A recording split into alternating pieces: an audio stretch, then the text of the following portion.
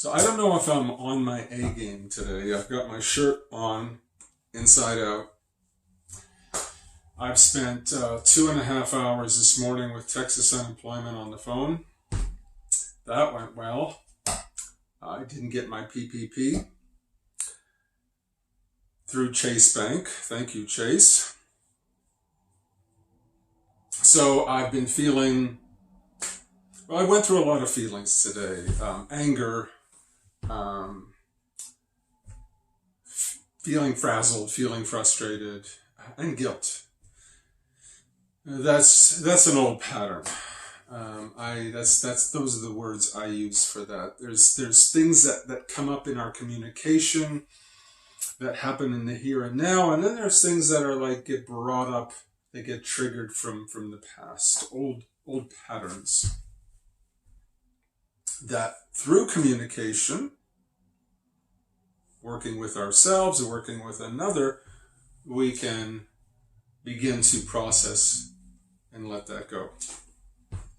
So part of what I was just doing now, sharing things of myself, going back to the original talk I did on communication, I'm using this mirror technique.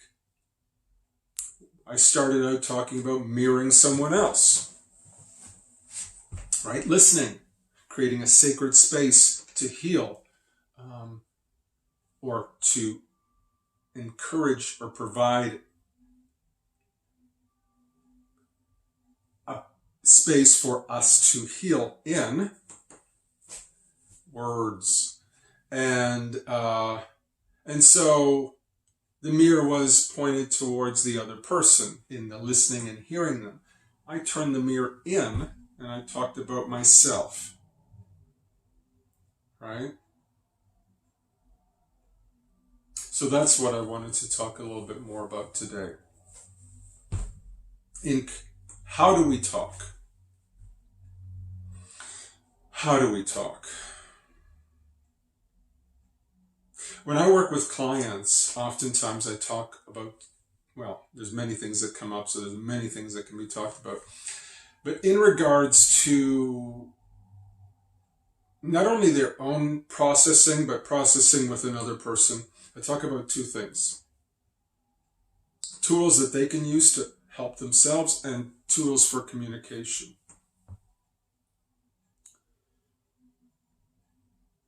In being able to turn the mirror towards myself, I'm taking more responsibility for my process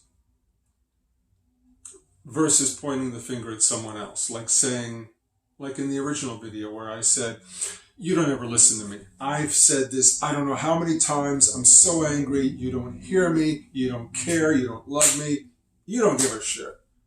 What the hell? What the hell's wrong with you? Most of that was talking about the other person.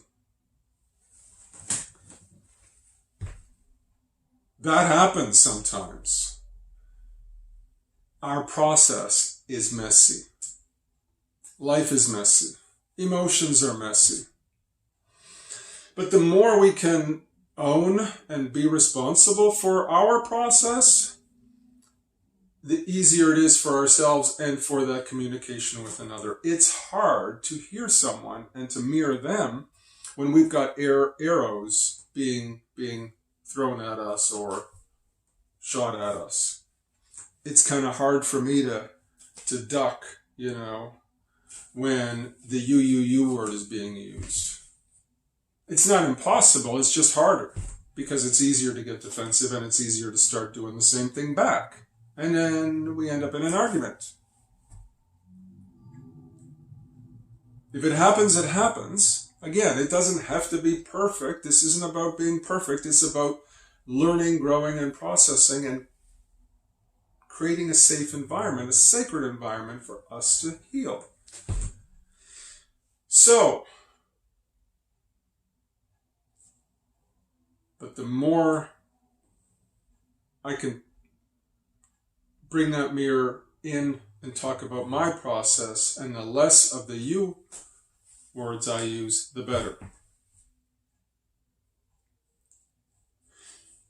I'm just going to say one final thing, and that is this, unless another thought comes up.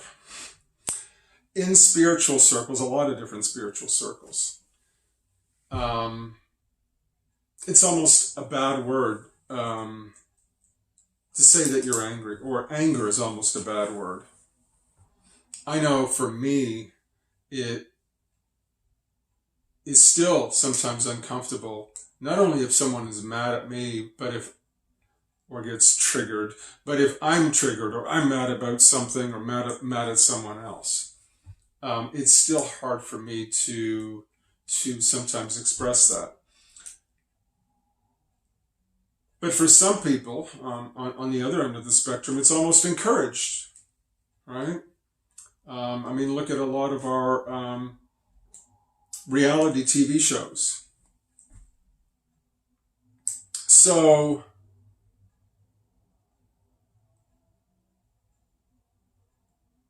and I guess the thing I really want to say is there's bullshit. There's nothing wrong with being angry. And even if I say, you know what, you really pissed me off. Again, I told you this a million times. You still don't hear me. You still, seem to not care about what I feel. And then if I can turn the mirror onto myself and start talking about what that means to me and how that affects me or what that reminds me of, I always at least have to say something that the other person did. There has to be some of that in order for me to come back to how's it affecting me. So it's kind of a dance. It's kind of a dance. Communication is very much that way, and I think I'm going to leave it at that instead of just going on and on. But on that idea, yes, it's sometimes like a waltz, and it's sometimes like a tango, and it's sometimes like, like breakdancing. We're just all over the place. So be gentle with yourselves. Be gentle with whomever you may be communicating with, and don't be hard on yourself. Don't be hard on them. Know that we're all doing the best we can. And be well. And thanks for joining me. Until next time, which I'm going to make another video right after this. I'll see you later. Okay, bye.